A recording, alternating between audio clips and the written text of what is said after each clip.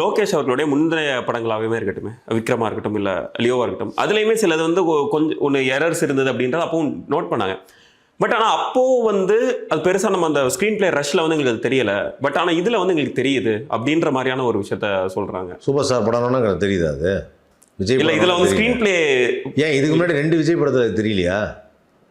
Logical mistake நான் எடுத்து வைக்கிட்டேன் அப்போது. இப்போ நான் கேட்குறேன், இதுக்கு முன்னாடி இந்த 2 படங்களில் லாஜிக்கல் மிஸ்டேக் எடுத்து வைக்கிட்டான். ஓகே, அப்போது எல்லாமே இருக்குது. இங்கே எல்லாரும் பர்ஃபெக்டாலாம் பண்ணல, எல்லாரும் ஒரு சில மிஸ்டேக். இப்போ மற்ற படங்களில் இருக்கிற லாஜிக்கல் மிஸ்டேக்ஸோட இது எதுனா ஹைலைட் பண்ணப்படுதுன்னு நினைக்கிறீங்க நீங்கள்? அப்போ இது வந்து அவங்க ஸ்டோரி வகையில் வந்து லாஜிக்கலாக இல்லை, இது இல்லை, அதை பற்றி சொல்லலை, இதை பற்றி சொல்லலை, ஃபஸ்ட் ஹாஃபில் அது பண்ணல அப்படின்னு நிறையா சொல்லியிருந்தாங்க.